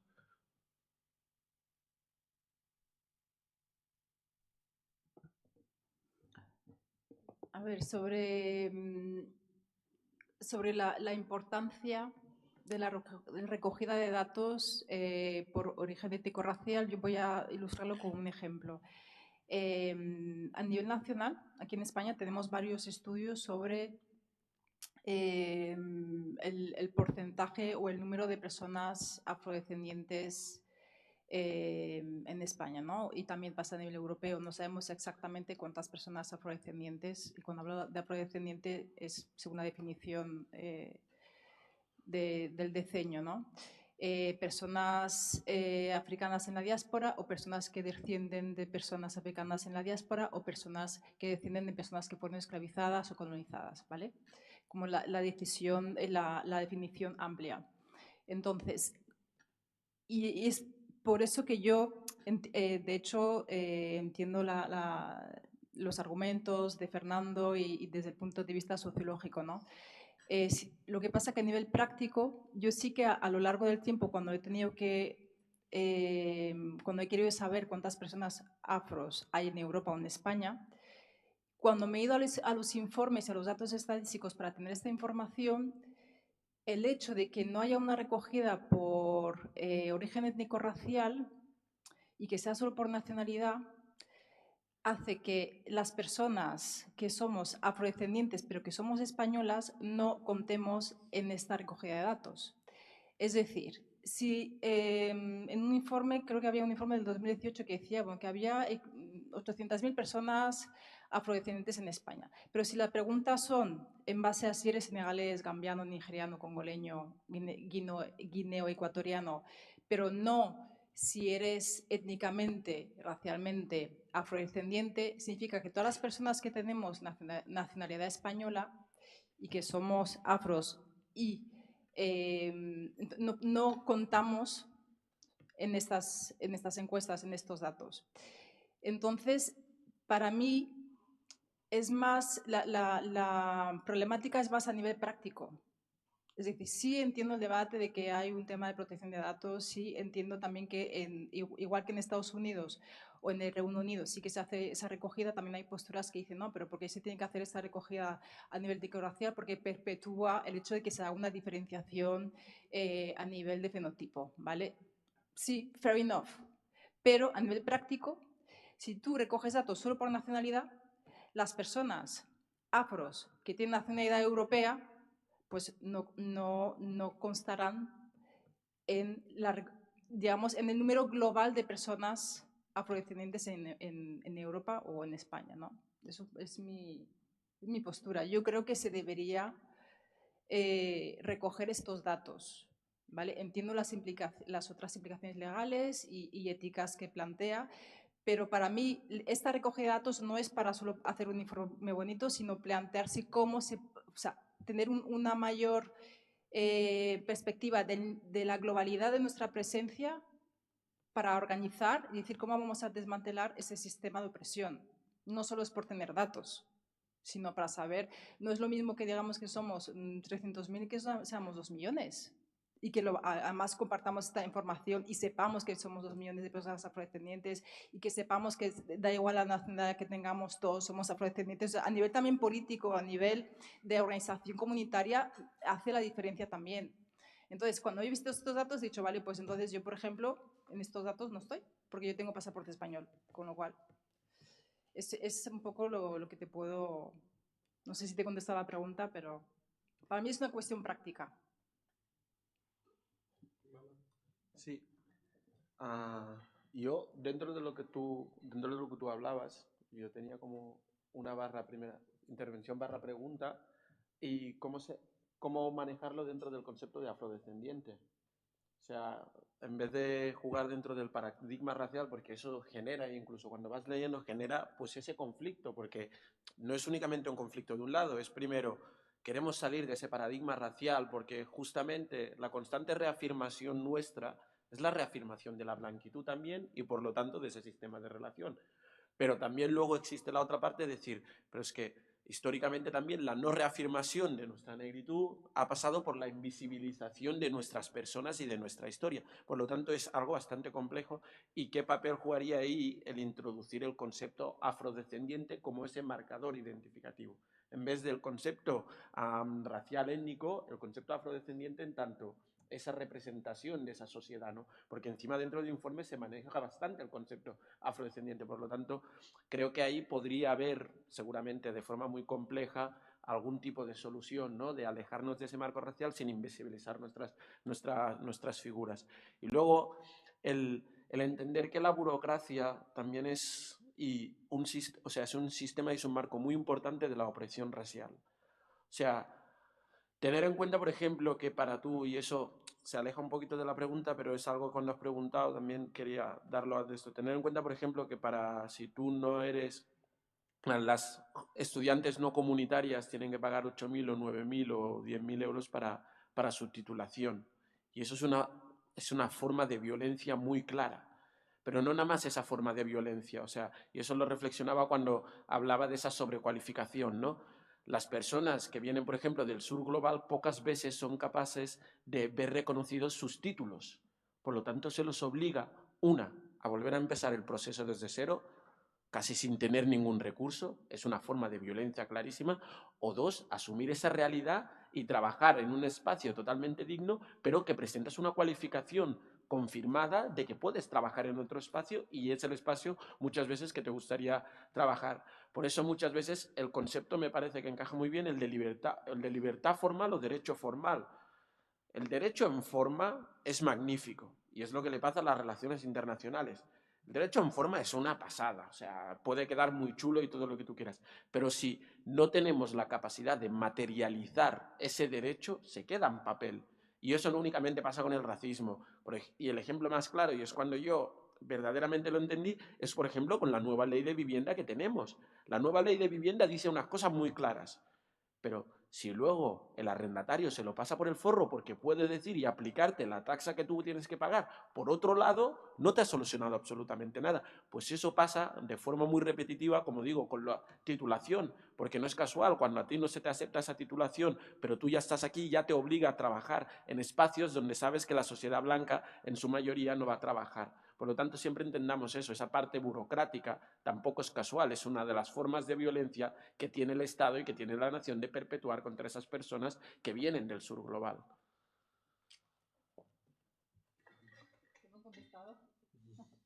Bueno, yo adentrándome un poco más por la cuestión que conozco en Portugal, yo soy compañero y amigo de Cristina Roldán y de gente que está enfrente a la lucha por el censo en Portugal.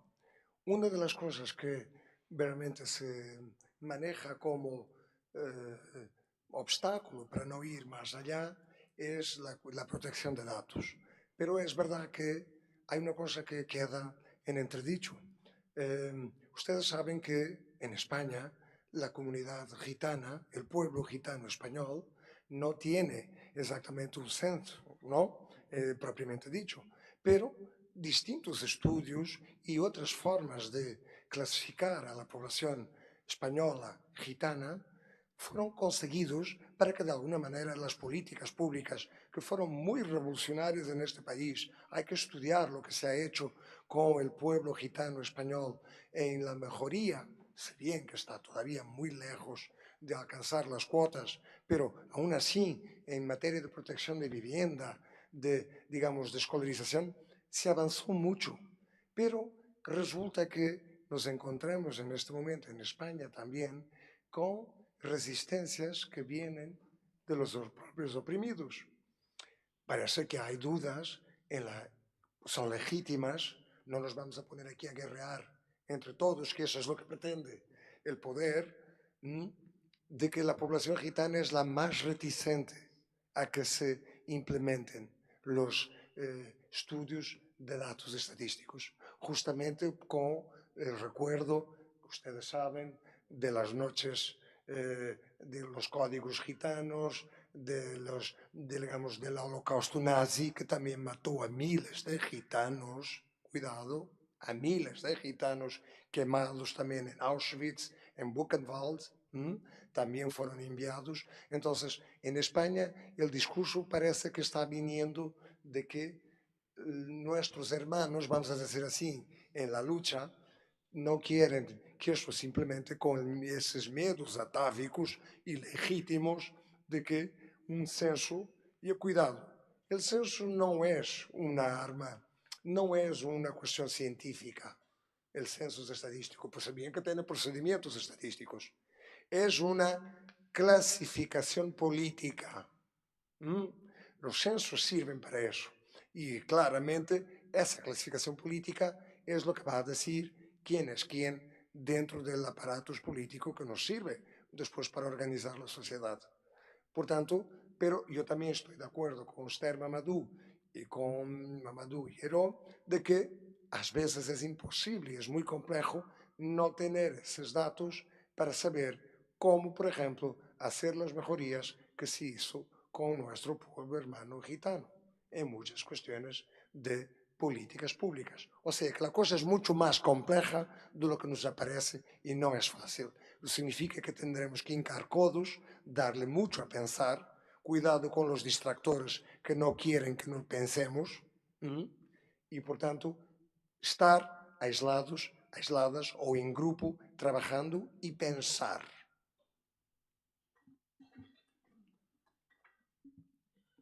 Muchas gracias. Si alguien tiene alguna pregunta más, sí, al fondo. Hola, yo soy Bruna Pereira, soy investigadora postdoctoral en la Facultad de Ciencias Políticas y Sociología. Y bien, tengo también la cuestión, por ejemplo, la definición de afrodescendientes en el informe me ha sorprendido bastante por por un poco para retomar el tema de las historias de racialización, porque como brasileña, por supuesto, soy descendientes de personas africanas también, pero no de inmigrantes, ¿no? Entonces también me pareció una forma que hacemos, por ejemplo, en España, que tiene un montón de comunidades afrodescendientes de latinoamericanos, y como Portugal también, y ahora ya no somos también afrodescendientes, sino tenemos una historia que pasa incluso por la historia de la colonia, historias antiguas, pero también nuevas historias. Y además eso me parece también otra forma de ocultar no solo la historia de esclavización, pero también la historia de luchas, ¿no? En Brasil llevamos más de 20 años teniendo políticas de acciones afirmativas para universidades públicas, por ejemplo, que ahora mismo, cosas que veo en Europa, me parecen muy retrasadas, y para mí resulta que no lo puedo creer, que tengo que empezar ahora debates que llevamos ya 20 años superados, incluso como con el mainstream, pero así es. Y Brasil sigue aún muy problemático, ya lo sabemos. Y lo otro también, por otro lado, como vengo desde que estoy aquí, desde hace 2 años que he llegado, estoy investigando también las políticas de Unión Europea, las políticas de antidiscriminación. Me parece importante reconocer que hubo el plan de acción que mencionaba Micaela, y sabemos que eso es un esfuerzo muy intenso de personas racializadas en una institución que no quiere hablar de racismo, entonces que también significa algunos avances. Por ejemplo, el plan de acción, por primera vez, o al menos en las directivas, menciona quiénes son los grupos racializados protegidos, y habla de los afrodescendientes, gitanos, habla como de los musulmanes, que me parece también que es un avance, aunque estoy muy de acuerdo con todas las limitaciones que hay. Pero quería preguntaros también eso, un poco para mirar desde el otro lado, un poco qué penséis, si este informe es también un avance, como por supuesto que hay muchas cosas que mejorar, pero tener dos informes de una serie histórica, al menos a mí como socióloga, en un vacío de datos que sabemos que no hay interés en producir, ¿qué os parece? Yo también me quedo con este conflicto, pero quería compartir mi agobio y preguntar por vuestra opinión. Muchas gracias por el evento. Gracias por tu intervención, y es verdad que la lucha en Brasil, yo diría Reino Unido y Estados Unidos está a otro nivel. De hecho, cuando estaba en Brasil me he reunido con mujeres activistas y bueno, cuando vuelves a España es verdad que tienes debates en los que haces mucha pedagogía. Sobre el término afrodescendiente, este término se adoptó en la Declaración de Durban, la Conferencia contra el Racismo, y es un término político. Es un término que en esta conferencia, donde hubieron, bueno, fue hace 20 años, ¿no? Fue en el 2001.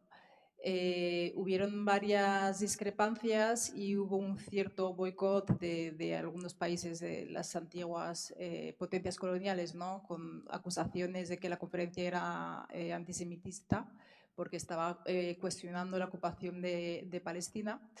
Entonces, al final, después de varios días de deliberación y mucho esfuerzo, se adoptó este término para justamente englobar las experiencias, la lucha, el racismo institucional y estructural de todas las personas afros a nivel global. Entonces, incluye tanto las personas que fueron llevadas a la fuerza y secuestradas, América Latina, Caribe y otras partes del mundo, Caribe, Estados Unidos y Canadá, como los procesos históricos de colonización en el continente africano y las personas africanas en la diáspora, tanto migrantes como descendientes de migrantes. Es decir, es un término que intenta recoger para que nos podamos identificar todos y todas a nivel político en un mismo grupo, ¿vale? Perdón, solo para aclararlo. Sí, pero en el informe de Unión Europea dice inmigrantes y descendientes de inmigrantes. Entonces no sé si se ha restringido específicamente para el informe, aunque sí, claro, por eso me sorprendió, porque desde la conferencia de Durban lo utilizamos de un modo más amplio. Sí, o sea, yo cuando leí también, yo creo que el informe, para reducir la muestra y basarse solo en las personas en el territorio europeo que son migrantes y han nacido en el continente o son descendientes de personas que han nacido en el continente, se utiliza el término afrodescendiente, pero se reduce la muestra a personas migrantes o descendientes de migrantes. Yo lo entendí como que era para solo a efectos de este informe. ¿Vale? Así es como lo he percibido yo. No sé cuál era la otra pregunta, bueno, contestas tú. Perdón. No, perfecto. Sí, solo después la profesora Conceição. No, compañera, usted tiene toda la razón. Yo podía hablar en portugués, ¿no? Sería más, pero voy a respetar que aquí hay gente de habla hispana. Brasil da cartas en esto.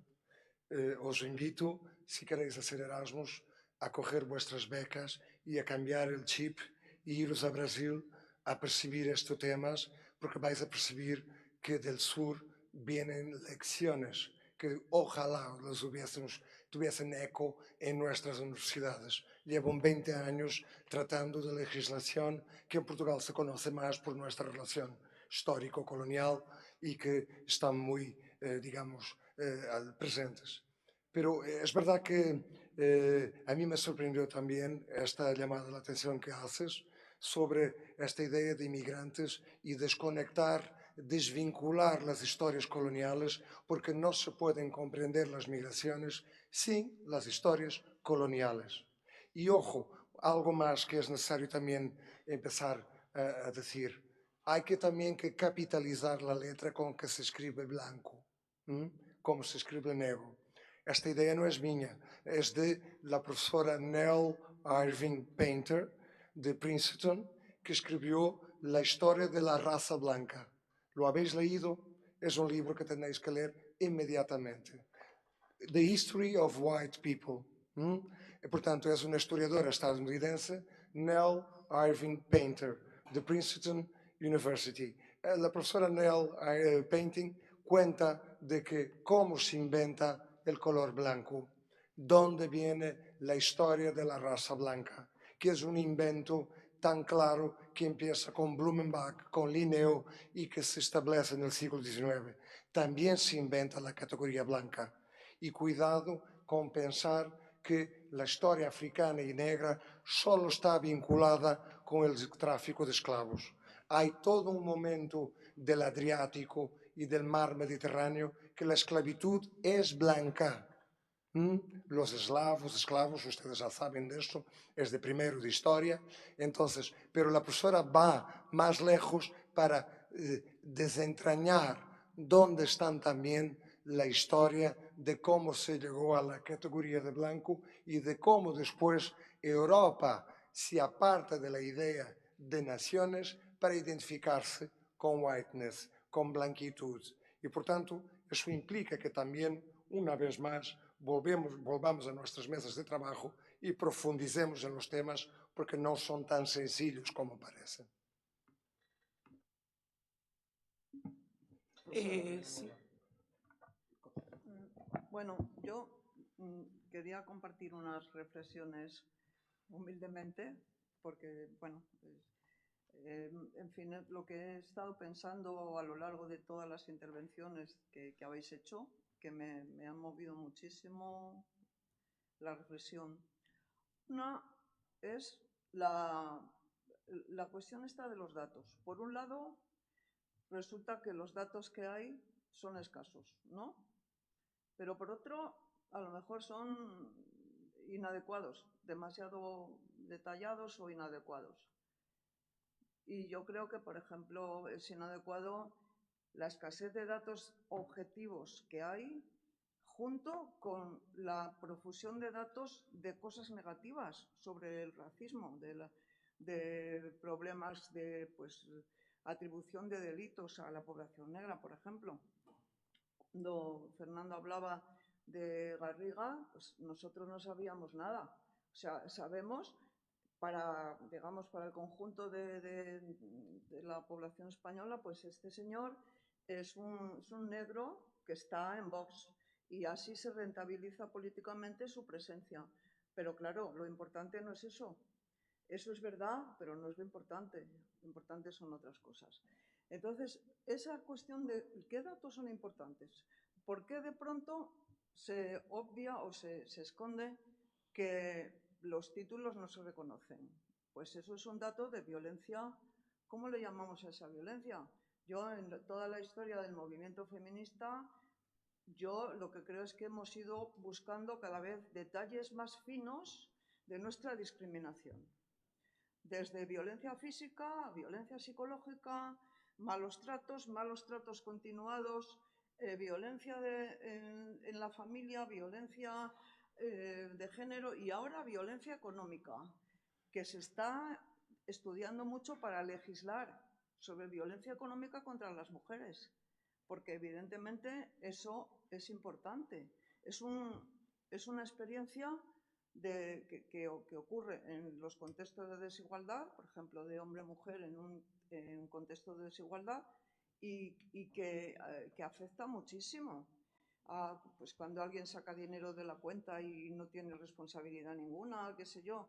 Hay una serie de cuestiones finísimas, importantísimas, de las que no se sabe y que hay que saber, porque yo creo que la historia de la emancipación de los movimientos, de los grupos discriminados y estructuralmente deprivados, pasa por ahí. Pasa por, digamos, cada vez ser más sensible a los matices de la discriminación en la vida cotidiana, en la economía. Yo cuando estaba viendo el protocolo decía negación de auxilio. Digo yo, negación de auxilio, ¿cómo se mide eso? Si yo te pido auxilio a ti y no me lo das, ¿por qué puedo yo denunciar si no me das auxilio? Es una cuestión muy fina, pero naturalmente todo eso tendría que estar recogido para recoger de verdad la experiencia discriminatoria de las personas. Bueno, eso he pensado. Y luego me resultó muy interesante la insistencia en el color, porque evidentemente, bueno, hay muchos otros rasgos que diferencian a los grupos, pero el color históricamente es muy importante. Yo me estaba acordando de esto de los judíos y hubo una exposición que se acaba de terminar en el Museo del Prado, que era sobre las imágenes de los judíos en la España del siglo XVI, XVII, ¿no? Bueno, pues había una imagen de judíos negros, porque no solo una imagen muy clara, ¿no? De judíos que estaban, digamos, apaleando a alguien, a un cristiano o algo así, y eran negros. Pero además, las caras de los judíos discriminados en la imagen en España eran oscuras, más oscuras que las que son, más oscuras. Entonces, el color negro también marcaba algo negativo, ¿no? Entonces, eso me parece que no sé si sigue siendo tan importante o no, pero a mí me parece que se ha resaltado como importante. Bueno, y esto es lo que he estado pensando en este ratito. No, muchas gracias, profesora Villanueva. Yo le diría, es muy curioso si ustedes van a la historia de la literatura española, van a percibir que es después del siglo XV que se empieza a asociar el color negro con algo negativo. No es antes. De antes, las personas que venían de África, que si vais a la literatura española del siglo XII, XIII, incluso en el Lazarillo de Tormes, el anónimo, su madre vive en convivencia con un hombre negro y el Lazarillo de Tormes tiene un hermano mulatillo. Es después de eso que la asociación del color de la piel, porque de antes éramos personas de naciones, los etíopes eran los africanos, ¿no? Los que estaban más oscuros. Es en ese salto que la profesora llama la atención sobre el color de piel que empieza la diferenciación para moral y política de que el negro es malo. No es antes. Y entonces, tanto que hay una literatura anterior que habla muy bien de que la gente que es negra es bella, es esto, príncipes o gente que visita Europa es recibida con todas las honras. Pero después parece ser que la cosa sí que se tuerce, y es curioso que también los negros judíos son los que Israel fue a buscar en los años 70, años 72, en Uganda, la operación Entebbe, Kampala, cuando Israel hace un raid en Uganda y desaloja, bombardea el aeropuerto de Kampala para rescatar judíos negros que estaban en Uganda y que Idi Amin Dada pensaba perseguirles. Ojo con las ideas entonces también del judaísmo. Pero curiosamente el Estado de Israel lleva a esos judíos negros para Israel, pero si uno va a Israel, los falashas son la escoria del judaísmo. Están abajo. Los fueron a buscar en el corazón de África, pero dentro del universo judío y del Estado judío, los judíos negros están en la escala inferior. O sea, que el color aquí nos persigue. Para romper un poco el hielo. Sí, yo solo respecto a los datos, que yo pienso mucho en ellos, sobre todo ahora que vivimos en época de datos y que cuando debates con cualquier persona con cierta ideología, a la mínima te ha sacado un dato, ¿no?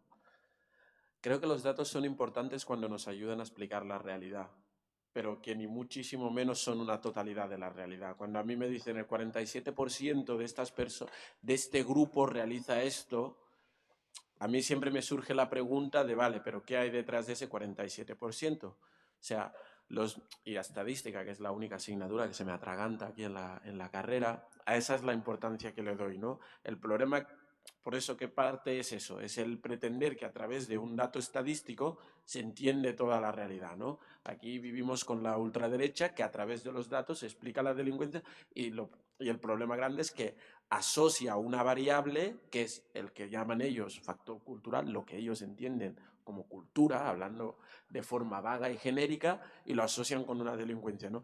Pero por lo tanto ese 47% es representativo de todas las personas marroquinas, sea de la clase que sea, sea del género, sea del género que sea. Quiero decir, como has dicho tú, se necesita hilar muy fino, ¿no? Porque cuando empiezas a hilar muy fino, empiezas a ver que ese macrodato que te han dado inicialmente al final no acaba de representar tanto la realidad que al final queremos asociar, ¿no? Y yo creo que ahí es donde reside, el entender lo que es algo importante para explicar la realidad, pero el entender que no es la totalidad de la realidad, que ahí es donde haría yo una diferencia bastante remarcable. ¿Hay alguna pregunta más? ¿O alguien que quiera aportar algo, alguna reflexión? No sé. Mariano. Sobre esta distinción entre el antisemitismo y el racismo, ¿no? Esta distinción espuria, hay un texto, un artículo muy cortito de Oliver Cox que se llama Race, Prejudice and Intolerance, a Distinction, que está muy bien, recomiendo, si queréis os lo paso, lo explica bastante bien y habla de este tema y lo desarrolla. No para los ponentes, sino para mis compañeros que están aquí, que igual.